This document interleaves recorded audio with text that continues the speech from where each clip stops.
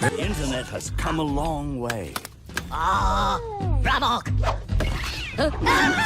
Gone are the days of computers as big as an elephant's bottom.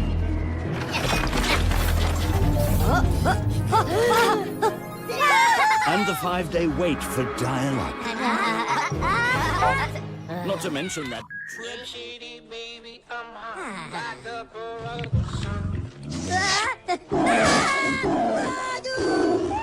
Oh, bye bye.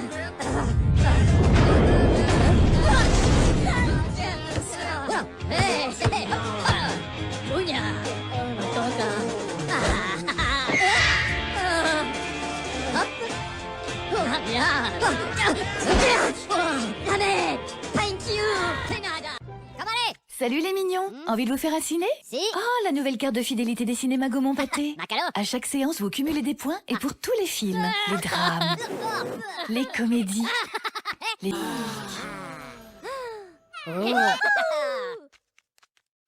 Hello.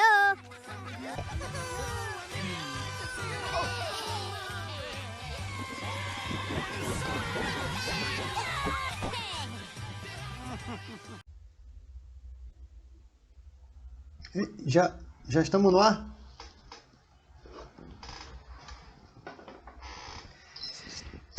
E aí pessoal, tudo tranquilo com vocês? Tudo bom? Estamos aqui de volta para mais uma videoaula, né? Eu estou aqui para deixar você preparado, né, para a nossa AE2 que está chegando. E eu continuo me chamando Sérgio Ricardo, né? Sou seu professor de Geografia e hoje é o dia que a gente vai falar sobre solos. Fica ligado aí que matéria nova na área. Matéria nova e vai cair na E. Matéria nova, hein? Vamos falar sobre solos, certo? Coloquei aqui, ó, né? Um bonequinho ali, nota 10. Como seria tão felizes junto? Depende de quem? Depende de vocês, né? Matéria dada tem que ser matéria estudada, certo? Mas antes da gente falar sobre solos, né? O que a gente vai fazer? A gente vai dar uma olhada num vídeo sobre o nosso planeta, né? Vamos dar uma olhadinha aí no vídeo aí. A Terra, quando era jovem, pode ter sido roxa e não verde. Existe uma teoria de que os micróbios antigos usavam moléculas em vez de clorofila para absorver a luz do Sol. E essas moléculas provavelmente deram aos organismos vivos um tom de violeta. Os cientistas têm quase certeza de que nosso planeta já teve 2 luas.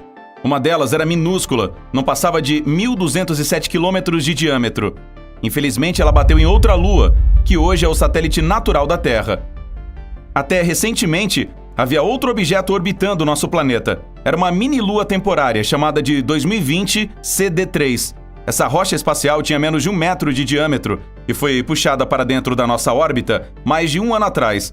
Os astrônomos acreditam que o objeto saiu da órbita da Terra em março. Todos os dias, entre 60 e 100 toneladas de poeira espacial caem na superfície do nosso planeta.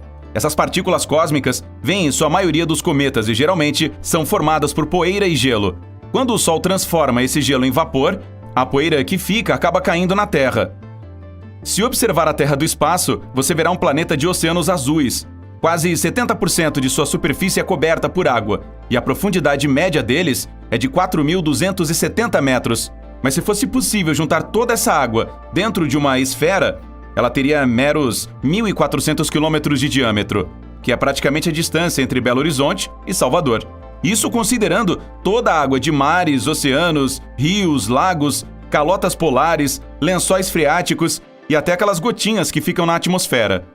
Todo o ar da Terra, sim, todos os 5.140 trilhões de toneladas, daria uma bola um pouco maior. A propósito, quanto mais longe da superfície, menos densa é a atmosfera. É por isso que metade do ar terrestre está dentro dos primeiros 5 quilômetros acima da superfície do planeta.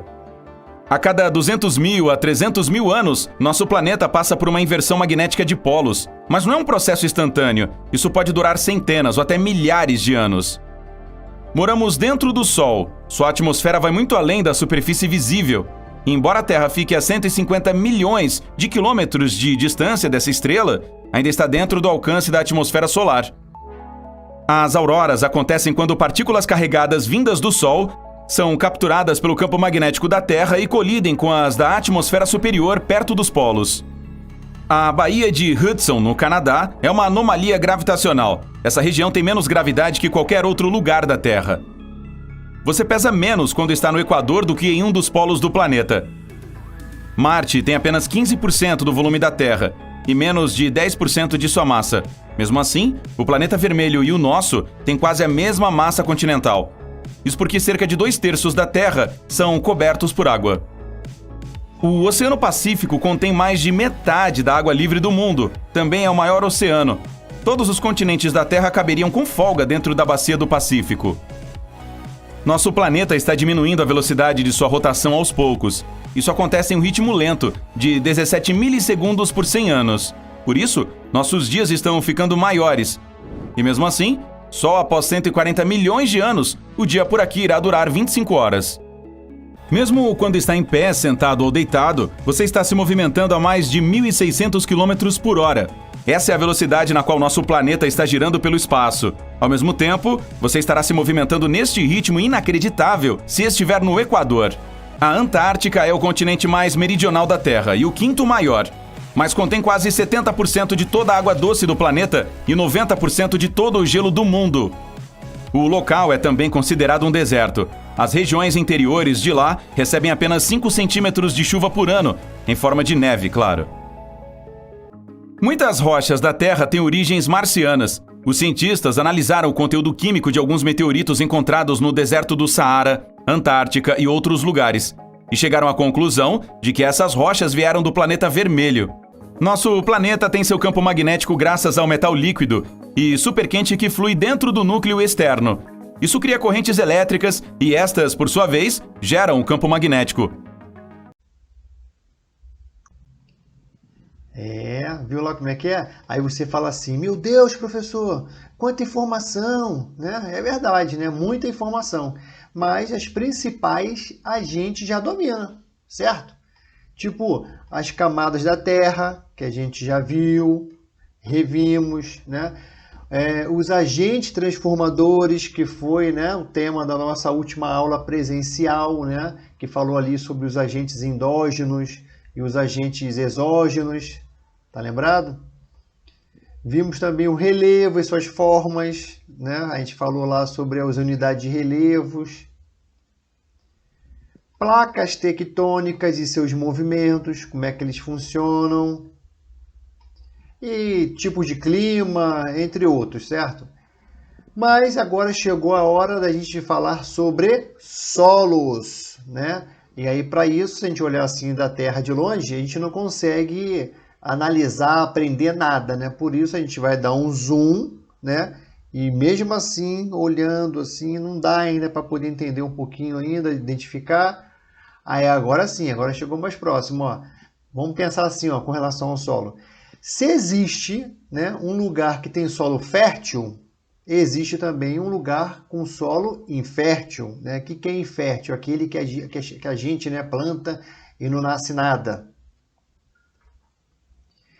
E se existe algumas áreas, né, que tem solos bem profundos, existe outro que aqui a gente encontra os solos mais rasos. Então, se no mundo todo existem diversos tipos de solos, o tema da nossa aula de hoje vai ser solos. Vamos estudar um pouquinho solos, como é que funciona ali, né, as suas camadas principais. Para começar, o que a gente tem que ver? A gente tem que se perguntar o seguinte, o que é solo? O que eu posso entender como solo, né? Bom, solo é a camada mais superficial do planeta, certo? Basicamente é aquela terra, né, que a gente pega, né, no chão, Aquele ali é o solo. Vamos dar uma olhadinha aqui, ó.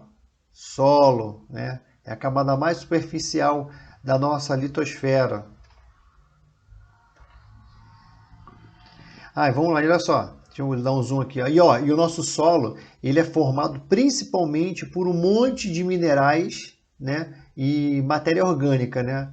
Aí você me pergunta assim, mas professor, o que é matéria orgânica mesmo, hein? Eu esqueci, né? Eu dormi na aula de ciências quando falou sobre isso aí. Matéria orgânica é o resultado da decomposição, né? De animais, das plantas. Aí por isso que aqui, ó, de novo, ó, ela é mais escura, né?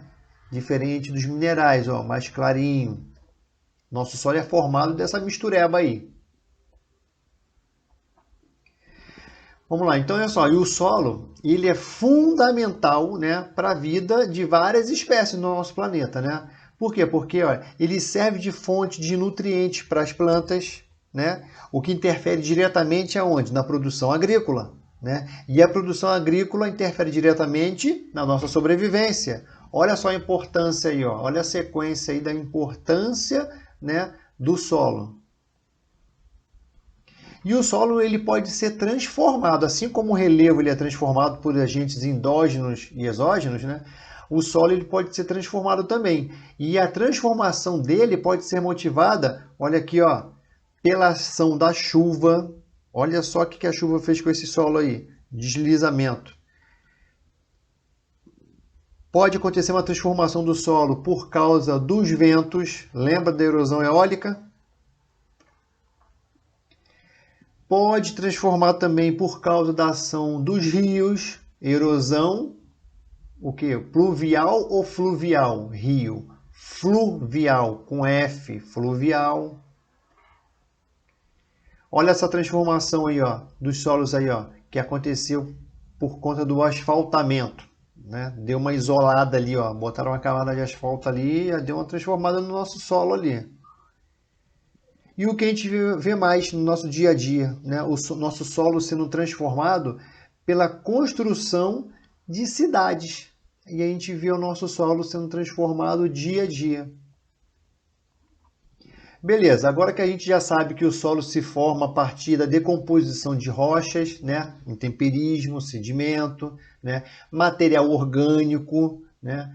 E sem o solo, toda a nossa paisagem, né, seria igual ao quê? Uma selva de pedra. Imagina só, olha só fragmentos, só sedimentos, né? E aí seria uma selva, né, de pedra, só pedra. Seria muito estranho. Agora, com relação ao solo, tem outro conceito muito importante, né, que é as camadas dos solos, né? E olha só, para a nossa prova. Camada dos solos em geografia são chamadas de horizontes, né? São chamadas de horizontes. E então, olhando para esse desenho aqui, a gente observa 4 desenhos que parece que são desenhos diferentes, mas se a gente for parar para pensar, né, numa panorama, né, numa visão geográfica, é o mesmo local, porém em épocas diferentes, né? Quando o solo todo era feito de rocha e depois ele foi se transformando, tá? Então assim, um solo pouco desenvolvido, ele tem poucas camadas. Aí aqui é do lado esquerdo, aí aqui, ó, é um solo com poucas camadas, que é um solo pouco desenvolvido. Ele é praticamente rocha pura, né? E aí, conforme que ele vai desenvolvendo, ele vai ficando mais maduro, né? Aí passa ali, ó, pelo estágio de solos jovens até chegar no estágio maduro, né? Onde que aparece o quê? Mais camadas. Mas em geografia a gente fala mais horizontes. Quanto mais novo o solo, menos horizonte. Quanto mais maduro, mais camadas nós temos, mais horizonte nós temos no solo. Beleza? Tranquilinho? Eu só quero que vocês fixem assim. Quanto mais novo o solo, menor número de horizontes. Quanto mais maduro, mais número de horizontes. Tranquilo? Espera aí, vamos lá. Vamos lá, vamos falar o seguinte, ó. Os horizontes mais superficiais, camadas, mas aí eu vou chamar só de horizonte, tá? Os horizontes mais superficiais, ou seja, que estão mais na superfície, eles são os horizontes mais ricos, né, em matéria orgânica, né? O que favorece o quê? O desenvolvimento de vegetais, tá? Então, quanto mais superfície, mais matéria orgânica, mais rico, mais adubo e mais vegetais aparece. Ó, vamos dar uma olhadinha aqui, ó. Aí aqui está sendo classificado os horizontes por letras. Letra O, que é o primeiro, né? E depois vem A, B, C. Só que vamos observar isso aí mais de pertinho, para poder tentar a gente ficar mais por dentro do nosso assunto. Olha só. Com o perfil do solo, né, se você olhar o perfil dele, né, a gente consegue ter uma visão desde a superfície até a rocha lá embaixo, lá, que dá origem ao solo. Tá? E essa observação desse perfil, ele serve para a gente identificar os horizontes do solo, ou seja, as camadas, tá? Mas aqui eu vou continuar chamando de horizonte, a gente consegue observar os horizontes. Aí eu queria observar com vocês, um por um, e as suas características, que são informações importantíssimas. Quando eu falo que é informação importante, o que você tem que fazer? As suas anotações para você depois estudar novamente. Vamos começar pelo começo. Vou dar um zoom aqui. Vamos falar pela primeira camada, ou seja, o primeiro horizonte. Já quero começar assim, ó. Nós temos o horizonte aqui, ó, A, B, C, D. Se eu falar assim, vamos começar pela primeira camada, pelo primeiro horizonte, qual que você chutaria aqui? De baixo para cima ou de cima para baixo? Se você observar aqui a sequência da letra, tudo bem que o O ele está depois de A, B, C, D, tá? Só que ele está vindo de cima para baixo. Então, a primeira camada é a camada mais superficial, tá? Então, aqui no caso aqui, a primeira camada, né, é o horizonte O, que é a camada superficial do solo, onde a gente pisa, né? E ele é rica em matéria orgânica, em micro-organismo, né? Restos de animais, de plantas, tá lembrado? Então, essa primeira camada aqui do horizonte O, tá? É a camada superficial e é onde que a gente pisa e é bem rica ela, tá? Ela é bem rica. E o horizonte A? Vamos dar um zoom? O horizonte A é o que a gente conhece, o que a gente conhece, não, o horizonte A é a camada que está logo abaixo, né, do horizonte O. Né? É uma camada mineral, né, que tem um acúmulo ali de material orgânico e ele também é bem fértil. Tá? E aí tem um detalhe importante aí. Essa segunda camada aí, que é o horizonte A, que está logo abaixo da superfície, é a camada mais escura do que as demais. Apesar que o desenho aqui está parecendo como se fosse o horizonte O, tá? Mas isso aqui é só ilustrativo. Tá?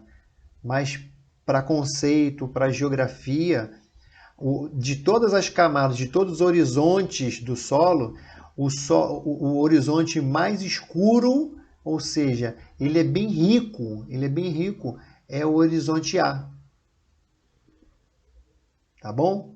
Então, isso aí é importante a gente saber. E o horizonte B?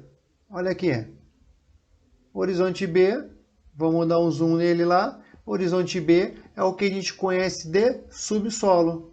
É a camada que possui os sais minerais, né, o material orgânico acumulado de que vem lá de cima, lá, do horizonte O e do horizonte A. Então, o que acontece aqui? Ele pega e acaba sendo a camada aqui, ó, mais grossa, ela absorve, né, vou falar tipo assim, como se fosse o resto, né, do que desce aqui, do A e do O. Ela acumula as camadas A e O, ela vem e para ali no subsolo ali. E outra informação importantíssima, aqui no horizonte B, ainda tem uma grande presença de ar aqui no subsolo, né? Parece que assim, pô, tô debaixo da terra, então não tem oxigênio nenhum. Tem bastante ar aqui, ó. Tá? Inclusive, essa camada aqui é onde que tem a maior quantidade de presença de ar de todas as camadas aqui do nosso solo, tá? Que é o horizonte B, beleza? E o C? E o horizonte C? Zoom, ó, horizonte C, ele é o primeiro estágio da decomposição da rocha matriz. O que isso quer dizer? É que a rocha matriz, quando ela começa a se quebrar, ela sobe e fica ali, ó, no horizonte C fica ali o quê? As rochas fragmentadas. Ela está começando a virar um solo no horizonte C. E no horizonte D, o que a gente tem aqui? É a nossa rocha matriz. É onde que a rocha não foi alterada, né? É onde que tudo começa de baixo para cima, porém é a última camada, é o último horizonte do nosso solo, tá bom? Então, só para recapitular, né? Nós temos vários horizontes. O primeiro horizonte, a primeira camada, é o horizonte O, tá? E o último é o horizonte D, onde começa ali as rochas matrizes. Tranquilo? Belezinha?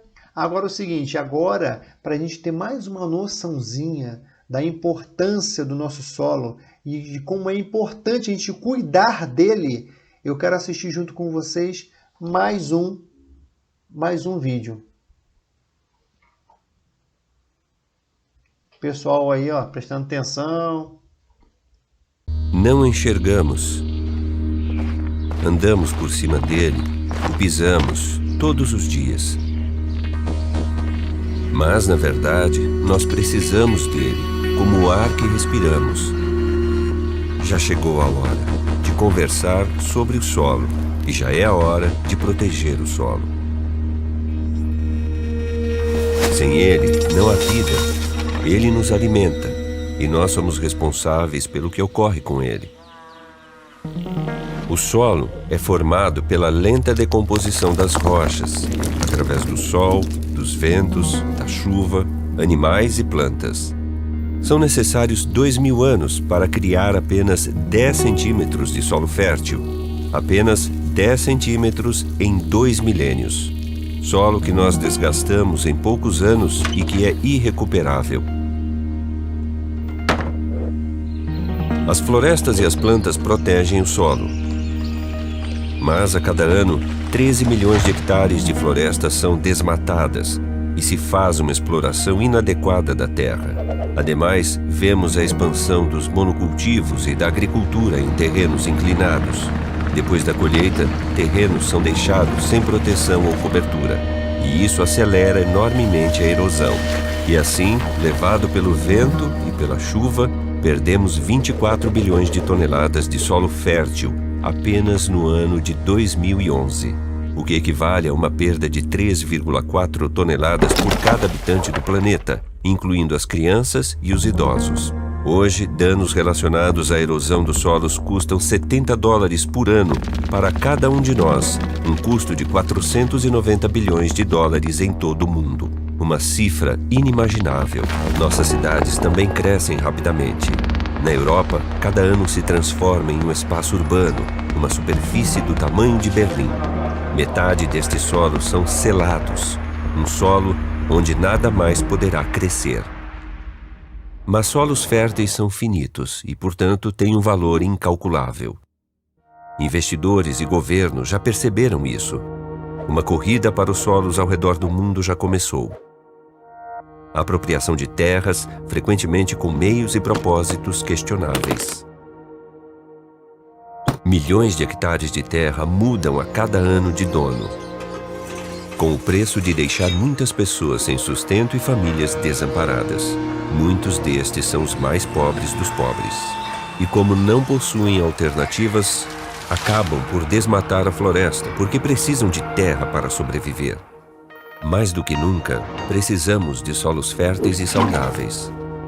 De acordo com projeções, a superfície agrícola disponível por habitante ano se reduzirá pela metade até 2050.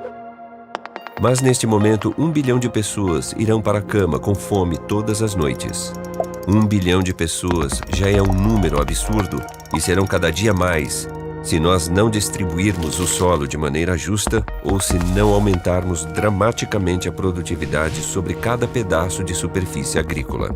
Ou se não descobrirmos um segundo planeta. Mas talvez não seria prudente confiar nessa última opção.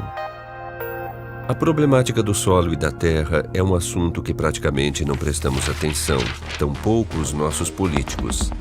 Nós vemos as prateleiras dos supermercados cheias, acreditando que ficarão assim para sempre.